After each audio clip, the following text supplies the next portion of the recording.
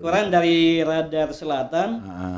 Ada satu hal di sini terkait dengan Basnas. Tahun 2025 Basnas Kabupaten Bulukumba himpun ZIS 66 miliar. Pak Haji ya? Benar. Meskipun misalnya fikih itu mengatakan bahwa hukum zakat itu wajib bila sudah memenuhi nisab dan haulnya. Tetapi kita bisa meningkatkan motivasi diri kita bahwa sesungguhnya zakat itu tidak pada tataran wajib, tapi dia akan rukun. Memang rukun Islam. Ya, ketika rukun itu tidak dijalankan, maka batal keislaman. Ya, batal keislaman. Terkait mungkin sebagian tidak banyak yang tertarik ceramah tentang zakat, salat. Banyak mungkin yang membahas masalah salat, ibadah puasa, haji dan lain sebagainya, tetapi banyak yang tidak cenderung untuk membahas persoalan zakat ini, padahal tatarannya kan sama. Apa sih pertimbangannya, Ustaz?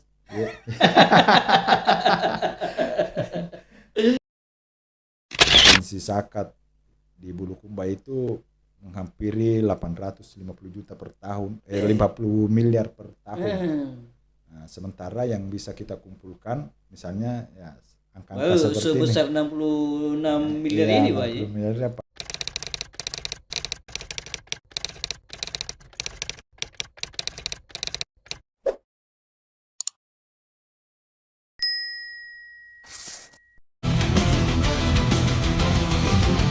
Selamat bergabung di obrolan hangat para pandita. Persembahan Bulukumba TV. Di sini, kita percaya inspirasi tidak punya batas, karena pelajaran bisa datang dari mana saja. Dari kisah kecil, perjalanan panjang, bahkan dari obrolan sederhana. Banyak yang merasa hebat namun enggan berbagi, tapi tamu kita kali ini berbeda. Ia hadir untuk menyalakan semangat lewat cerita nyata yang penuh makna. Mari kita sambut bersama. Guys, di tengah kemiskinan, ketimpangan dan masalah sosial yang masih kita lihat setiap hari, zakat sering berhenti hanya sebagai kewajiban rutin, dibayar lalu dilupakan. Padahal jika dikelola dengan benar, zakat punya kekuatan besar untuk mengubah keadaan. Di Bulukumba, Basnas hadir bukan sekedar menyalurkan bantuan, tapi berusaha mengubah cara kita memandang kepedulian. Kemana zakat kita pergi, siapa yang merasakan, dan sejauh mana zakat bisa menjadi solusi nyata bagi masyarakat. Di episode kali ini, kita akan berbincang langsung dengan Ketua Basnas Bulukumba, Bapak Al-Ustaz Haji Kamarudin, membuka kerja di balik layar, menantang keraguan, dan membicarakan peran kita semua dalam membangun keadilan sosial. Karena zakat bukan sekedar kewajiban, tetapi pilihan untuk peduli. Assalamualaikum Pak Haji. Waalaikumsalam warahmatullahi wabarakatuh. Gimana kabarnya Pak Haji? Alhamdulillah sehat, dan semoga saudara-saudara saya juga, masyarakat Kabupaten Bulukumba sehat walafiat. Amin Pak Haji. Amin, amin, amin. Ya, di tengah kesibukan Pak Haji, saya mengundang Pak Haji untuk berdiskusi bagaimana sesungguhnya zakat dan pengelolaannya di Kabupaten Bulukumba, Pak Haji. Alhamdulillah, ini juga menjadi penting dan menjadi sarana bagi Basnas untuk bersosialisasi diri, baik secara personal maupun secara kelembagaan. Karena memang masyarakat itu kemungkinan masih ada yang tidak tahu bahwa ada lembaga yang namanya Basnas.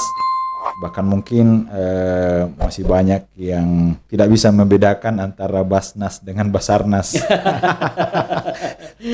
Baik Pak Haji, sebelum masuk ke diskusi kita ini Pak Haji, ada yang minggu lalu waktu hari jadi Bulukumba, siap. Saya dapat koran dari Radar Selatan.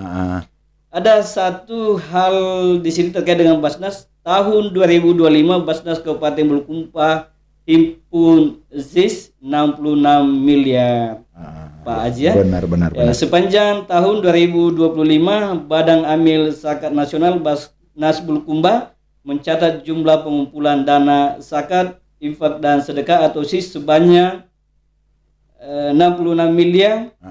Ya, sebanyak 12 miliar dikelola langsung oleh Basnas dan 54,4 miliar dikelola oleh masyarakat Pak Haji. Oke. Iya, tapi sebelum masuk ke situ Pak Haji, mungkin ya penikmat Bulukumba TV termasuk saya mungkin masih penasaran siapa sesungguhnya Pak Haji. Oke deh. Ya, jadi untuk memulai diskusi kita Pak Haji, mungkin bisa sedikit perkenalan siapa sesungguhnya Pak Haji, baik sebelum berkecimpung di Basnas maupun di Basnas hari ini Pak Haji. Silakan Pak Haji. Baik, bagi masyarakat Kabupaten Bulukumba secara umum, tentu banyak yang tidak kenal saya secara personal. Taunya mungkin bahwa saya ketua Basnas. Iya, betul. Tapi kalau masyarakat Kecamatan Bulukumba khususnya, mereka sudah tahu basic saya, bahwa saya mulai dari 2005 sampai sekarang itu adalah Imam Masjid Besar Jabal Taqwa Kecamatan Bulukumba. Saya juga merangkap sebagai Imam Kelurahan Tanete sampai sekarang di tahun yang sama. Ya, jadi sampai 2017 itu saya juga sebagai penyuluh agama Kementerian Agama Kabupaten Bulukumba. Dan saya sudah hampir 20 tahun berkecimpung di Badan Amil Zakat. Kalau dulu Baskap, Bascam, saya di kecamatan, pengelola Bascam, kemudian beralih ke Basnas mulai dari 2017. Jadi saya tinggal di Tanete, Kecamatan Bulukumba. Alhamdulillah. Berarti perjalanan panjang Pak Haji ini ya tahu betul bagaimana sesungguhnya persoalan keumatan ya, persoalan sosial kemasyarakatan begitu Pak Haji. Iya, paling tidak sudah lama berkecimpung, banyak pengalaman, banyak yang bisa dijadikan pelajaran, dan kami juga selalu mendorong bagaimana masyarakat membangun image baru tentang zakat ini. Silakan Pak Haji. Jadi mohon. Ya Komandan, Assalamualaikum. Ya. Aman. Ya aman. Ya sudah selesai. Oke.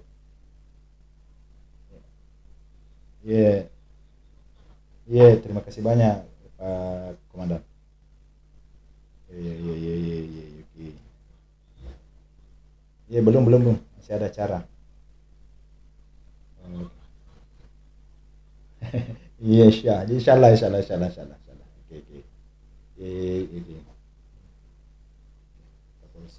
Oke. Oke, baik. Iya. Dilanjut Pak Haji. Oke, baik. Jadi masyarakat tentang zakat itu sebenarnya boleh kita menganggap bahwa sebagian besar belum memahami tentang zakat itu. Yang mereka pahami bahwa zakat itu adalah zakat fitrah. Ya, pemahaman banyak masyarakat kita adalah zakat fitrah, dan mereka belum memahami, bahkan ada yang tidak mengetahui bahwa ada yang disebut dengan zakat mal, zakat. Tapi ditahan dulu Pak Haji. Saya masih penasaran dengan pribadi Pak Haji sesungguhnya Pak Haji. Iya. Setiap orang kan tentu punya motivasi untuk terlibat di lembaga-lembaga tertentu Pak Haji ya. Dan Pak Haji kenapa mesti punya niat begitu untuk berkecimpung di Basnas ini Pak Haji? Oh iya. Di awal saya masuk Basnas itu saya sampai mengistilahkan ke teman-teman tersesat di jalan yang benar. Tersesat di jalan yang benar. Maksudnya saya sebenarnya sudah di Kementerian Agama dulu itu atau Depak itu, saya sudah K2. Iya, saya jadi teman-teman sudah terangkat semua, tapi saya keluar mungkin karena desakan teman-teman bahwa hanya kita ya maksudnya yang bisa ke sana ya, untuk bagaimana berkolaborasi membangun trust Basnas bersama teman-teman yang lain. Jadi bukan juga saya mengatakan bahwa saya sudah korbankan seperti itu, tidak. Memang mungkin jalur rezeki takdir sudah seperti itu, tapi saya tetap berprinsip sekarang karena kita menjalani jalur ini bahwa saya tersesat di jalan yang benar. Tersesat di jalan yang benar. Jadi dengan masuknya di Basnas, kemarin Pak Haji tidak sempat lagi lanjut di kedua itu Pak Haji? Ya enggak sempat. Dan umur juga sudah bergerak di atas 50-an kan. Iya gitu Pak Haji. Baik Pak Haji, kita masuk tadi sudah disinggung soal Basnas Pak Haji. Ya seperti yang Pak Haji sampaikan tadi, masih ada mungkin sebagian masyarakat yang awam soal Basnas Pak Haji ya. Dan mungkin bisa dijelaskan seperti apa sih sesungguhnya Basnas itu Pak Haji? Oke. Salah satu tugas dari Basnas adalah mensosialisasikan zakat, infak dan sedekah kepada masyarakat, dan regulasi kita sebenarnya kehadiran Basnas itu salah satu tujuannya itu bagaimana Basnas ini bisa mensosialisasikan syariat agama ini yang zakat. Karena kami ingin meyakinkan, ya ini versi pribadi saya, bahwa zakat itu adalah manajemen Allah Subhanahu wa Ta'ala yang wajibnya sama dengan kewajiban sholat kan seperti itu. Cuma dalam kenyataannya zakat ini kadang-kadang menjadi anak tiri dalam syariat. Orang berlomba-lomba misalnya mengumpulkan uang naik haji dan lain sebagainya sampai ratusan juta, tapi ketika masalah zakat itu mereka enggan. Jadi saya sampai pernah berdiskusi dengan teman-teman di travel tentang haji Foroda, ONH Plus sampai ratusan juta. Betul. Saya mungkin berkesempatan bilang, berapa kalau misalnya kita bayar 500 juta, ini zakat ini hanya 100, 200. Seperti itu ya. Jadi saya ingin menjelaskan begini. Dalam konteks syariat itu, seperti misalnya kita analogikan ibadah haji. Ibadah haji itu ada rukun, ada wajib, dan ada sunnah. Ya. Jadi rukun haji salah satu misalnya adalah wukuf di Arafah, ataupun tawaf ibadah, ataupun berihram dan lain sebagainya. Nah, ketika misalnya rukun itu tidak dilaksanakan, maka itu ibadah haji kita kan batal. Tapi kalau wajib kita tinggalkan, masih bisa didam atau kan misalnya membayar dan lain sebagainya. Apalagi misalnya sunnah yang ditinggalkan, kadang-kadang kita tidak terlalu mempersoalkan. Nah, kalau kita bertanya tentang zakat, zakat ini sebenarnya tatarannya adalah rukun, bukan wajib. Kalau versi saya ya, saya. Meskipun misalnya fikih itu mengatakan bahwa hukum zakat itu wajib bila sudah memenuhi nisab dan haulnya. Tetapi kita bisa meningkatkan motivasi diri kita bahwa sesungguhnya zakat itu tidak pada tataran wajib, tapi dia kan rukun, memang rukun Islam. Ya, ketika rukun itu tidak dijalankan, maka batal keislaman. Batal keislaman. Nah, sama dengan misalnya ini persoalan fikih dulu, awal-awal kita berbicara fikih. Ketika kita misalnya mengatakan bahwa ibadah sunnah itu ketika tidak dilaksanakan tidak berdosa, tidak apa-apa, maka itu bisa dimentahkan dengan logika sederhana kita juga bahwa sunnah itu mestinya definisinya adalah bila ditinggalkan rugi. Tidak boleh kita mengatakan bahwa sunnah itu ketika ditinggalkan tidak apa-apa. Mestinya kita tingkatkan pemahaman kita bahwa sunnah itu adalah sesuatu yang ketika ditinggalkan rugi. Berarti ada nilainya. Ada nilainya. Iya, coba misalnya kan kalau yang diajarkan di anak-anak kita kan misalnya wajib, sunnah, makruh, mubah dan sebagainya. Ketika misalnya masih tataran itu, ketika ditinggalkan tidak ada apa-apa, tidak berdosa, maka kita bisa meningkatkan mungkin secara pribadi bahwa sunnah itu adalah sesuatu yang ketika ditinggalkan rugi karena ada value-nya di situ, ada nilainya. Ada nilainya kan seperti itu. Gitu. Jadi karena ini manajemen Allah, kemudian dia adalah rukun, maka tidak ada sesungguhnya alasan bagi kita untuk tidak mensosialisasikan zakat ini. Nah itu tadi Ustaz, saya sedikit singgung di travel yang naik umroh begitu Ustaz. Itu sempat disampaikan di jamaah itu Ustaz. Saya sempat menyampaikan bahwa Anda ini mengumpulkan misalnya membayar 500 juta, 200 juta, 300 juta, padahal zakat dari misalnya uang yang Anda kumpulkan hanya sekian. Kenapa tidak dibayar dulu ini sehingga uang yang Anda pakai untuk haji umrah itu ya bersih kalau sudah keluar. Dan itu jadi fenomena ya seperti fenomena itu. Ya. Jadi orang berlomba-lomba itu tadi saya mengatakan bahwa kadang-kadang syariat zakat ini masih dianaktirikan. Ya coba ya, saya mohon maaf buat teman-teman mubalik.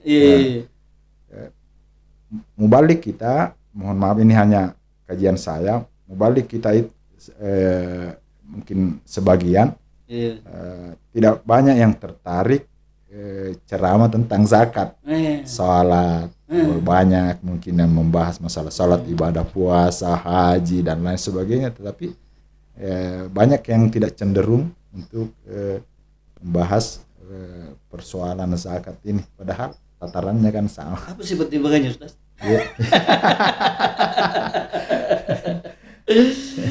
Iya.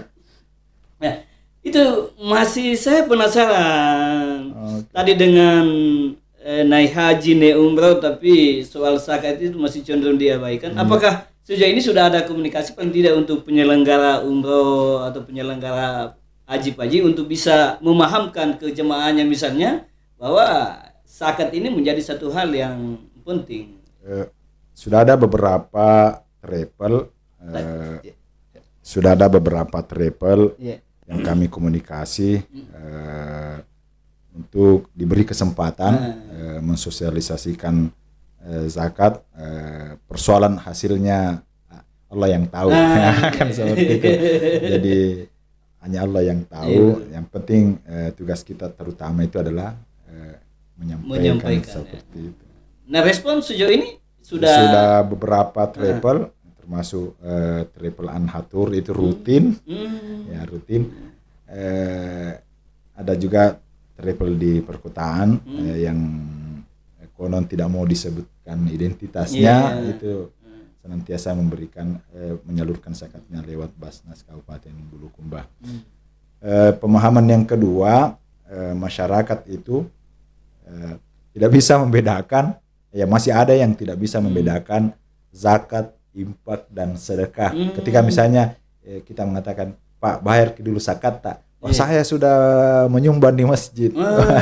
Padahal sumbangan itu seberapapun besarnya, ketika bukan zakat, maka tidak akan menggugurkan kewajiban kita berzakat kan. Misalnya zakat kita hanya 250.000 ya contoh. Zakat harta kita 250.000. Ada yang mengatakan bahwa saya sudah menyumbang 5 juta di masjid. Itu tidak bisa menggugurkan kewajiban kita berzakat meskipun 5 juta, 10 juta kan seperti itu. Karena zakat itu kan punya hitung-hitungan. Kan seperti itu. Ya Pak Haji Basnas ini boleh dibilang bahwa gaungnya ini baru terasa beberapa tahun terakhir ini Pak Haji. Nah sebenarnya sih sejak kapan ada Basnas itu Pak Haji? Khusus di Bulukumba, Basnas itu ada tahun 2017, awal 2017 ya. Basnas hadir. Sebelum-sebelumnya itu disebut dengan Baskap.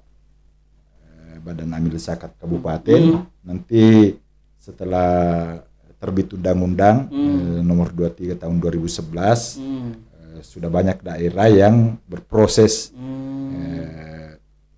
tentang Basnas ini. Kalau sebelumnya bahwa Baskap itu di bawah naungan Kementerian Agama, tapi melalui melalui Undang-Undang 2023 dan peraturan pemerintah tahun 2014 itu dia beralih menjadi di bawah naungan pemerintah daerah dan disebut dengan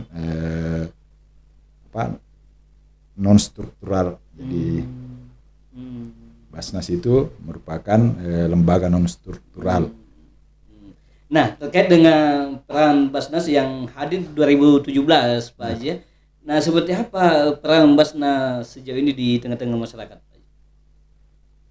Baik, kita tidak bisa mengklaim artinya memuaskan masyarakat secara keseluruhan itu tidak mungkin. Tetapi dari Basnas tentu dengan potensi yang ada, baik secara personal, pimpinan, staf maupun misalnya dana-dana yang terkumpul di Basnas itu dan memang sangat ketat. Saya merasa mengelola dana di Basnas itu berbeda tekanannya dibandingkan dengan misalnya mengelola APBD APBN dan lain, meskipun misalnya masing-masing memiliki risiko kan seperti itu ya kalau misalnya ada penyimpangan dan lain sebagainya. Karena di samping kita di Basnas itu diaudit oleh akuntan publik, kita juga diaudit masalah audit syariah. Jadi kita diaudit oleh akuntan publik dan kita juga diaudit oleh audit syariah. Betul, berlapis auditnya, Pak Haji. Kita diaudit 3. Jadi KAP itu ataupun kantor akuntan publik itu mengaudit keuangan kita, misalnya tentang pemanfaatannya, pokoknya masalah keuangan. Sementara audit syariah itu mengaudit tidak melanggar syariat pemanfaatan dan penggunaan dana-dana yang terkumpul itu. Dan itu setiap tahun. Ya, baik, Pak Haji, sebelum jauh bicara soal peran Basnas dan sektor apa yang sudah disentuh, Pak Haji ini kan ya sering terjun lah di tengah-tengah masyarakat, Pak Haji. Nah, di tengah-tengah masyarakat itu apa sih sesungguhnya yang paling dilihat oleh Pak Haji? Masalah sosial di masyarakat gitu, Pak Haji. Oke. Satu fenomena juga yang cukup menarik menurut saya kalau misalnya masalah nominal angka penurunan kemiskinan dan lain sebagainya itu bisa saja, tetapi semenjak mungkin beredarnya banyak bantuan, mungkin melalui pemerintah, mungkin melalui dinas-dinas dan Basnas itu sendiri, justru muncul kelompok-kelompok kemiskinan baru kan sebenarnya. Ya, maksud saya begini, saya sering menyentil teman-teman, Bang, kalau malam engkau selalu berdoa agar engkau dijadikan orang kaya oleh Allah Subhanahu Wa Taala, tapi paginya kau mengurus surat keterangan miskin di kelurahan, kan?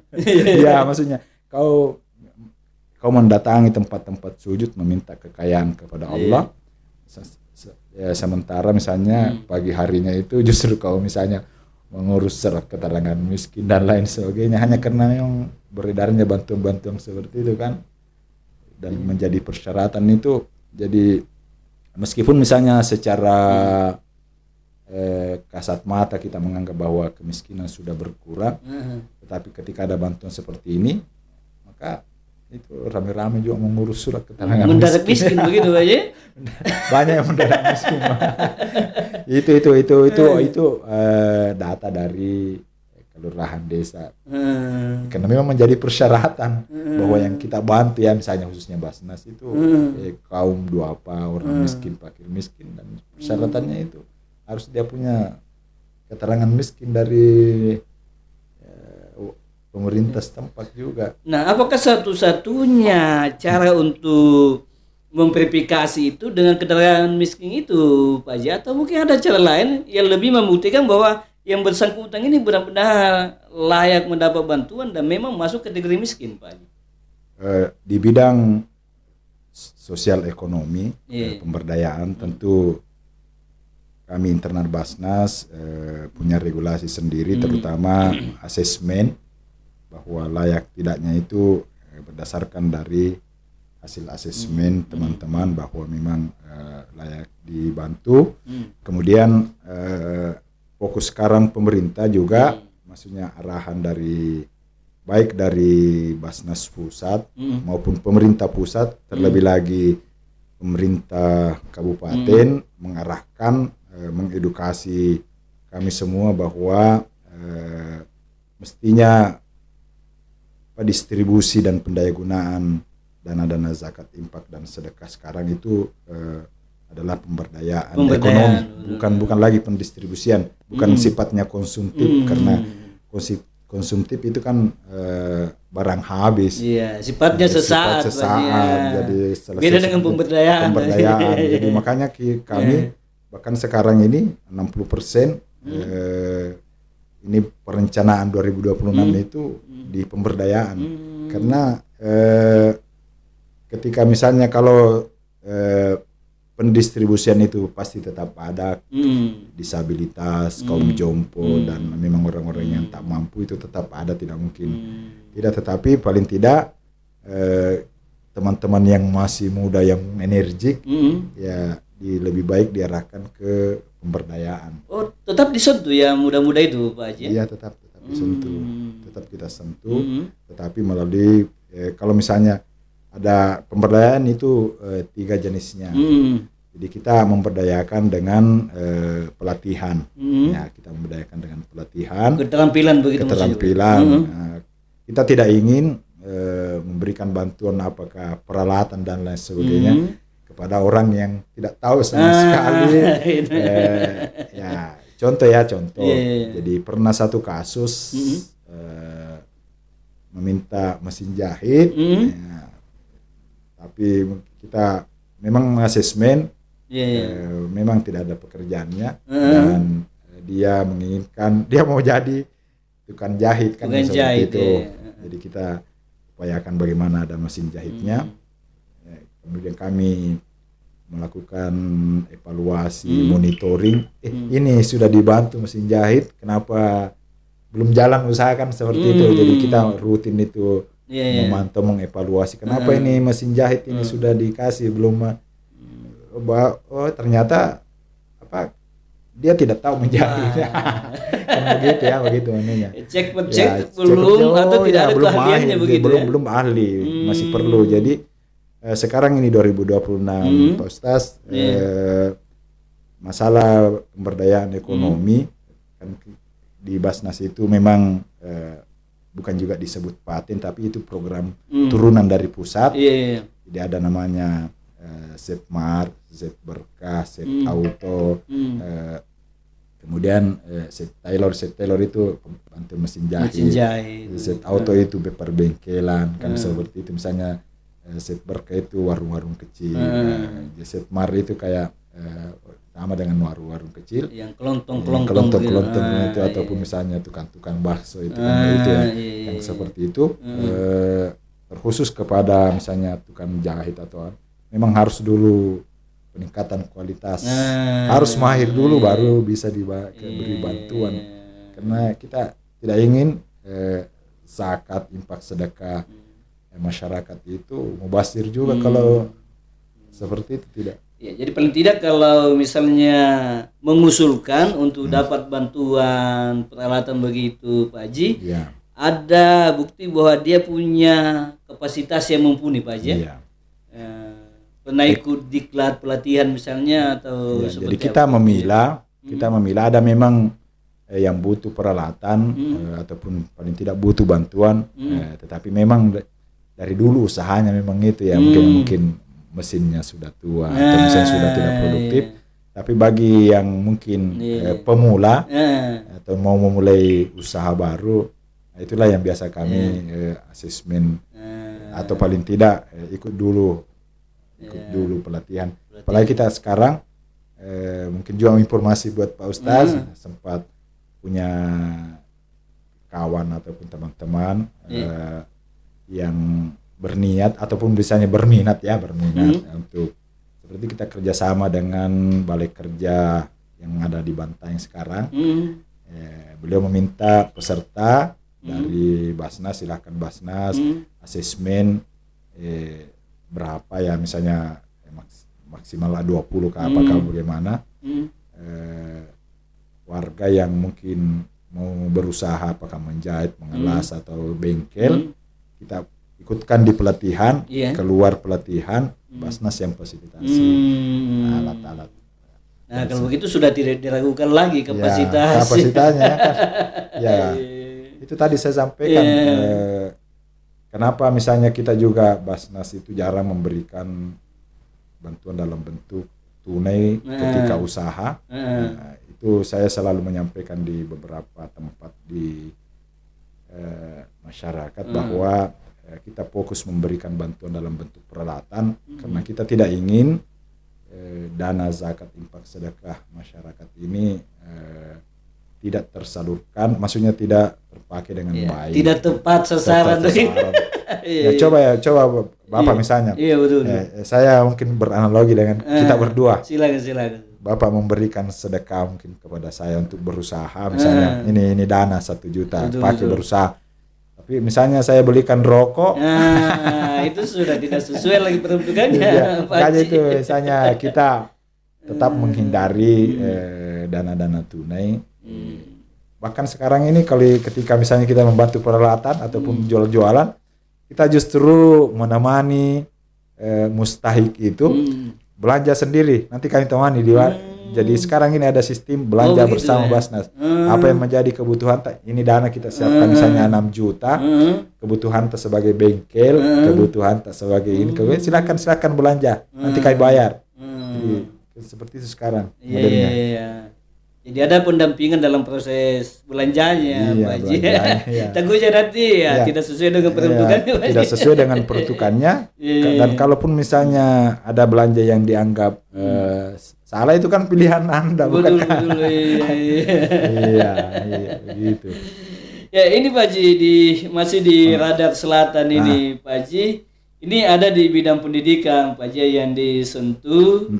Nah, kemudian kesehatan, bidang ekonomi produktif, kemudian yang keempat bidang sosial kemanusiaan, bidang dakwah.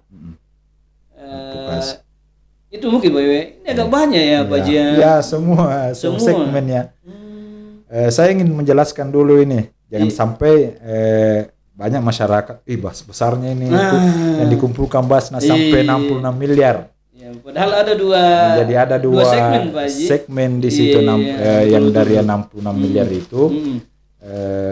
itu semua masuk dalam pengumpulan Basnas. Jadi ada yang disebut dengan on balance, ada yang disebut dengan off balance.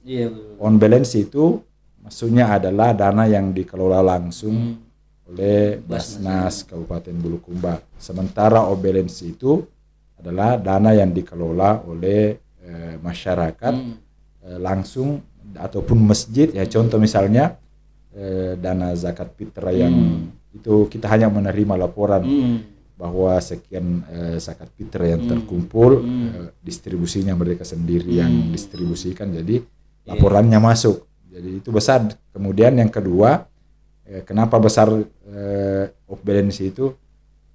Karena semua kecamatan memasukkan juga ketika misalnya Idul Adha, kurban itu semua itu dilaporkan sekian sapi, tinggi nilainya.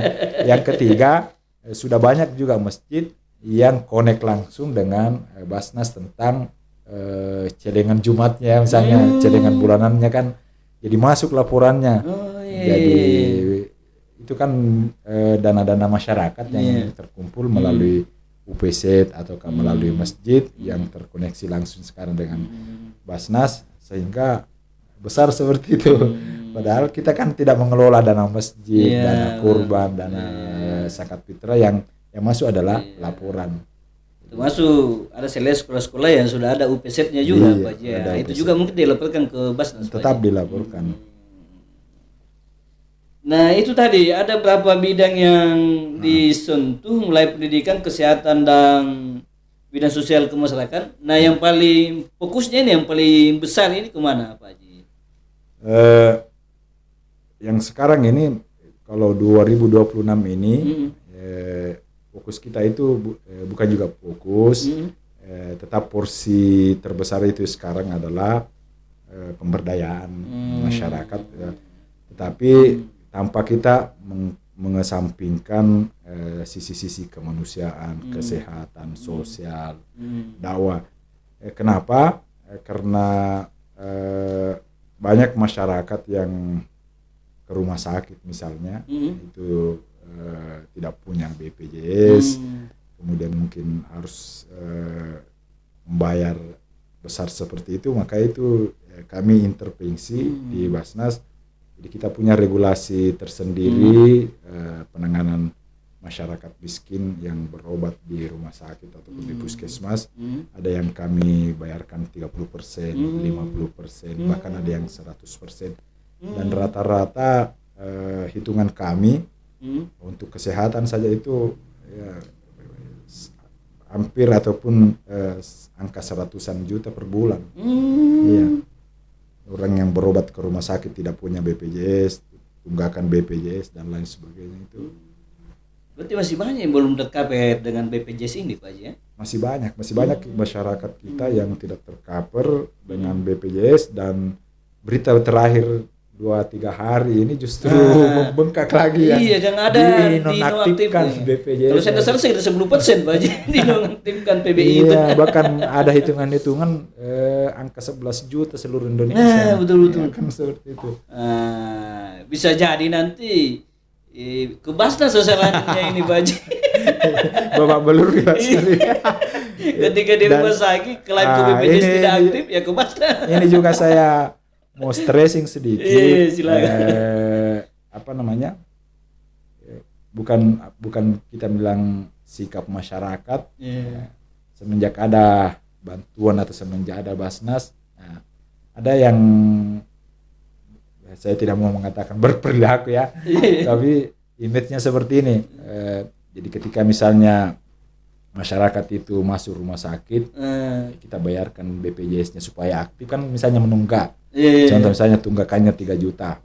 Kemudian kita bayarkan itu supaya bagaimana dia bisa berobat secara maksimal kan. Karena kalau misalnya hitung-hitungan tanpa BPJS kan luar biasa, sampai 30-an juta kalau misalnya dia harus 10 hari, 20 hari, tapi kita aktifkan. Jadi kita mengambil mungkin resiko sekecil-kecilnya itu aktifkan BPJS-nya. Tunggakannya misalnya 2 juta, 3 juta, tolong diaktifkan ini. Nah, sekarang masalahnya kalau misalnya masyarakat yang kita sudah bantu aktif, jadi ini kan misalnya BPJS 1 kakak, 1 kakak kan misalnya. Betul. Jadi satu menunggak semua kan. Dibayarkan kita semua. dibayarkan semua ini yang berobat 1 orang, tapi harus dibayarkan ini yang 4 kan yang ikut satu kakak. Nah, yang banyak masalah, jadi mohon maaf, banyak yang masalah ketika kita sudah aktifkan, sudah dia pakai di rumah sakit, keluar tidak bayar lagi, masuk lagi nih keluarganya, maksudnya dia atau ke anggota keluarganya yang lain, masuk lagi rumah sakit, tidak aktif lagi ke Basnas lagi. Ya model-model seperti itu. Ya saya juga melihatnya nih, Pak Haji, seolah-olah di Basnas ini kayak dia punya alamat begitu, Pak Haji. Sedikit-sedikit ke Basnas gitu aja. Semuanya bagus ya, cuma itu tadi. Ya baik Pak Haji, biar masyarakat ini tahu ketika misalnya nonton Bulukumba TV ini, di sektor pendidikan ini Pak Haji, ada saya lihat ini untuk bantuan pendidikan juga Pak Haji ya. Benar. Iya. dan penyelesaian studi ada, dan apa ada biaya semester Pak Haji ya? Ya, ada. Berarti bisa nanti, tapi kan ada mungkin kriteria tertentu yang bisa dapat itu Pak Haji. Ya baik, khusus untuk bidang pendidikan di 2026 ini kita fokus untuk mahasiswa adalah biaya penyelesaian studi. Biaya penyelesaian studi bagi masyarakat ataupun saudara-saudara kita yang kurang mampu kan seperti itu. Itu pun sebenarnya tidak bisa kita layani secara keseluruhan karena emang luar biasa banyak mahasiswa kalau di Bulukumba. Ini saja misalnya khusus di Bulukumba sudah berapa perguruan tinggi, Al Ghazali, UMB dan lain sebagainya itu rata-rata mereka memiliki mahasiswa yang ratusan, bahkan ada yang sampai ribuan mahasiswanya kan. Mana lagi yang bertebaran di Makassar ataupun yang lain-lain. Ya, makanya kita membuat satu SOP tersendiri bahwa yang kita bantu adalah penyelesaian studi, kemudian kriteria-kriterianya itu tadi tetap yang kita utamakan adalah mustahik dan kalau misalnya berprestasi alhamdulillah. Ya kemudian juga ada bantuan rumah layak huni Pak Haji ya, luar biasa. Ini juga masalah RTLH atau rumah tinggal layak huni di samping sebagai program pusat yang diturunkan kepada daerah-daerah termasuk Kabupaten Bulukumba. Banyak memang, jadi kita rata-rata sekitar 20 rumah per tahun.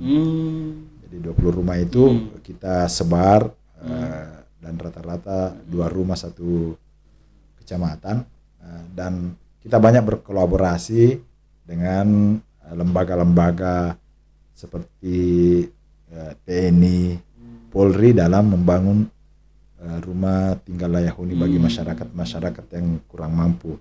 Jadi teman-teman alhamdulillah dari kepolisian, dari TNI itu mereka sebagai eksekutornya, kami penyedia anggaran, mereka yang kerjakan. Jadi kenapa seperti itu? Menurut kami dan menurut mereka ini lebih ringan karena di samping program TNI, polisi, Polri itu jalan, kegiatan apa tuh ataupun misalnya bantuan Basnas juga tersalurkan, dan itu bisa menghemat dana dibandingkan dengan mengambil tukang awal. Mereka kan, ya saya mengakui saya salut sama TNI sama Polri kalau masalah membangun seperti itu karena basic mereka kan ya rata-rata mahir kalau pembangunan seperti itu. Berarti kolaborasinya juga perlu diperkuat Pak Haji dengan instansi-instansi lain termasuk polisi dengan TNI Pak Haji ya. Kemudian yang terakhir ini ada bidang dakwah dan advokasi Pak Haji meliputi pengajian dan pelatihan penyelenggaraan jenazah Pak Haji ya. Nah, itu juga luar biasa disentuh juga sama Basnas Pak Haji. Iya. Jadi di program dakwah kami memang banyak fokus tentang penyelenggaraan jenazah juga karena masih banyak kampung-kampung tertentu yang mungkin tidak memahami secara baik fikih-fikih yang berkaitan dengan penyelenggaraan jenazah. Sampai kami pernah menemukan satu tempat itu jenazah sampai menunggu lama karena yang mahir seperti itu masih dalam perjalanan dari Makassar. Ya maksudnya tidak banyak orang yang tahu misalnya bagaimana penyelenggaraannya seperti ini. Ya itulah dan banyak sekarang kita kerjasama banyak dengan Kementerian Agama juga seperti itu, menyasar kampung-kampung supaya kita laksanakan pengajian-pengajian seperti itu. Dan saya kira tidak terlalu sulit ketika misalnya teman-teman Kementerian Agama turun langsung karena mereka kan basicnya sampai ke pelosok-pelosok Berarti salah satu tugas penyuluh juga itu. Iya, Pak Haji. benar. Baik Pak Haji, kita tadi berbicara soal sasaran atau segmen-segmen yang disentuh tadi oleh Basnas. Nah sekarang yang saya mau tanyakan Pak Haji, bagaimana sih sebenarnya tingkat kesadaran masyarakat memandang zakat ini, tingkat kepeduliannya untuk bisa lebih memahami tentang zakat ini seperti apa Pak Haji, khususnya dari kalangan-kalangan yang masuk kategori mampu Pak Haji? Baik, harus diakui sebenarnya bahwa masyarakat Bulukumba itu rasa sosialnya sangat tinggi. Kenapa? Ketika kita misalnya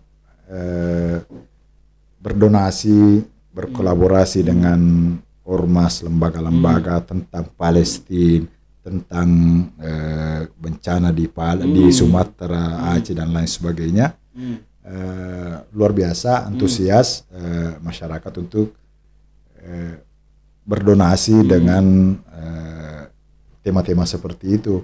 Sampai misalnya donasi kita untuk Palestina itu termasuk yang ya boleh dibilang tertinggi di Sulawesi Selatan. Bahkan yang ke Sumatera ini memang kita yang tertinggi di Sulawesi Selatan, donasi masyarakat Bulukumba berdonasi ke sana. Jadi ini hanya masalah ini kalau misalnya donasi-donasi yang sifat seperti itu, tapi terkait dengan zakat memang perlu banyak-banyak sosialisasi karena memang banyak perdebatan dan informasi-informasi yang tidak sampai kepada masyarakat terkait dengan zakat. Karena memang saya membaca satu hasil penelitian dari lembaga penelitian Unhas tahun 2017 itu masih tahun 2017 bahwa potensi zakat di Bulukumba itu menghampiri 850 juta per tahun, 50 miliar per tahun. Nah, sementara yang bisa kita kumpulkan misalnya ya angka-angka seperti sebesar ini. 66 miliar Ya, ini Pak Haji. 60 miliar, padahal potensinya itu 800-an juta, 800-an miliar. Ya, sama dengan di Indonesia kan misalnya potensi zakat di Indonesia itu 321 triliun. Ya, potensi zakat di Indonesia 321 triliun. Tapi yang bisa dikumpulkan baik dari Basnas atau lembaga-lembaga amil zakat itu baru sekitar 23 triliun rupiah per tahun. Nah, apa sih masalahnya Pak Haji sampai kemudian zakat yang sebenarnya potensinya sangat besar, yang bahkan mendekati angka triliunan itu, baru puluhan miliar yang berhasil untuk didapatkan sejauh ini Pak Haji? Yang pertama menurut analisa kami, kalau misalnya contoh. Zakat fitrah, ya, ini kan juga masuk bagian dari potensi kan, dari potensi zakat ini. Zakat fitrah, sesungguhnya kita meyakini bahwa semua masyarakat kita Kabupaten Bulukumba itu berzakat fitrah.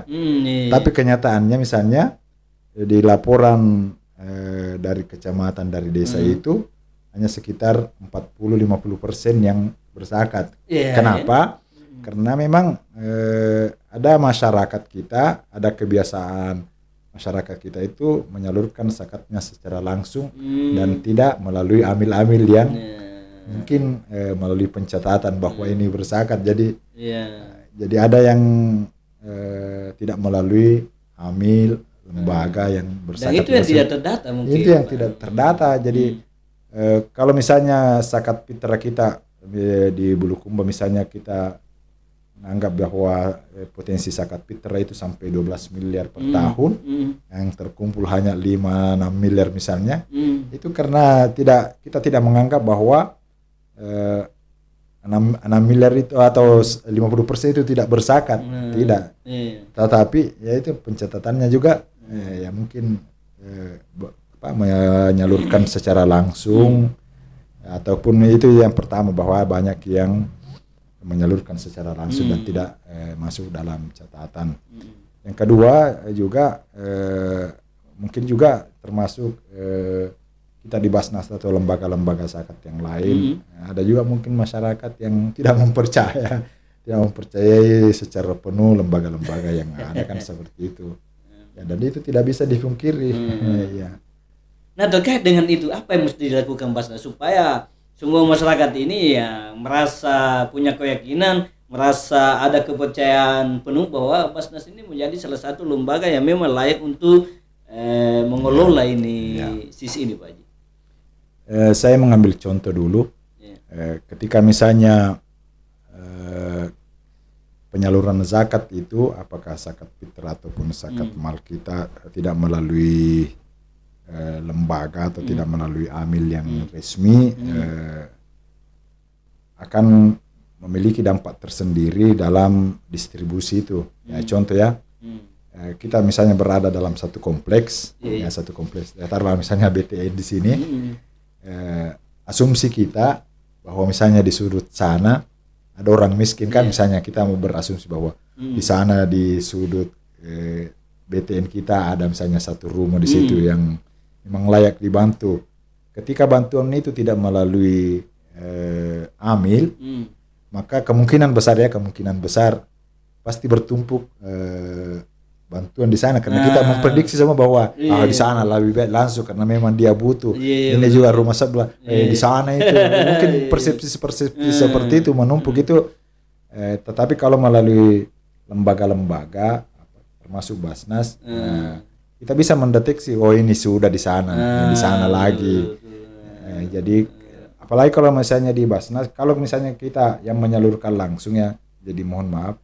Kalau misalnya kita yang menyalurkan langsung zakat kita, itu mungkin ada asnaf yang tidak kena. Ya, kita hanya mencarinya fakir, miskin. Ini ada mu'allaf, ada garimin, ya kan seperti itu, ada yang fisabilillah. Kalau misalnya kita di Basnas, itu kan sudah dipersentase sekian itu miskin ini, ada orang masuk Islam, ada ini. Pasti kita sudah siapkan seperti itu. Di persentasenya kita sudah pilih-pilih seperti itu. Baik Pak Haji, terima kasih atas waktunya sekali lagi. Dan Anda yang saat ini menonton channel YouTube Bulukumba TV, jangan lupa channel ini di subscribe, komen, like, dan di share agar channel ini terus bertumbuh dan berkembang dan bisa memberikan manfaat buat kita semua. Akhirnya saya ucapkan wabillahi taufiq wal hidayah. Assalamualaikum warahmatullahi wabarakatuh. Waalaikumsalam.